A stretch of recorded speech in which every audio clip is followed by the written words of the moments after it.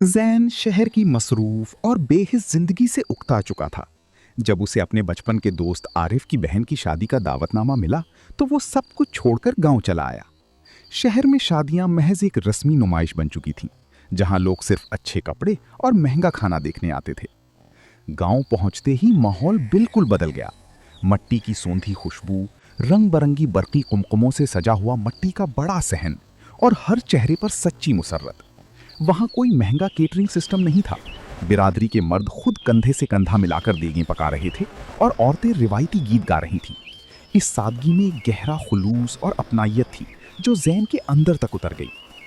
शादी की रात अचानक तेज आंधी चली और पूरे इलाके की बिजली चली गई। अंधेरा छाते ही दुल्हन वाले परेशान हो गए कि अब इतने मेहमानों का क्या होगा। लेकिन गांव के लोगों ने हिम्मत ना हारी। चंद ही मिनटों में उन्होंने अपनी गाड़ियों और ट्रैक्टरों को सहन के गिर्द ला खड़ा किया और उनकी हेडलाइट्स ऑन कर दी। साथ ही दर्जनों लालटीनें जलाकर रख दी गई, जिससे पूरा सहन एक सहरंगी सुनहरी रोशनी में नहा गया। जैन ने महसूस किया कि शहर की चमक दमक में जो सुकून और मुरव्वत खो चुकी है, वो यहाँ इस अंधेरी में भी रोशन थी। बड़ी उम्र के लोगों का सब्र, जवानों का जोश और एक दूसरे के लिए बेगरज कुर्बानी ने जैन को अंदर से झंझोड़ दिया। उसने सीखा कि जिंदगी के असल रंग और रिश्ते पैसों के मोहताज नहीं होते, बल्कि ये आपसी मोहब्बत और एहसास से जिंदा रहते हैं। शादी धूमधाम से मुकम्मल हुई और जैन अपने साथ शहर की चकाचौंध से कहीं ज्यादा कीमती सबक लेकर लौटा।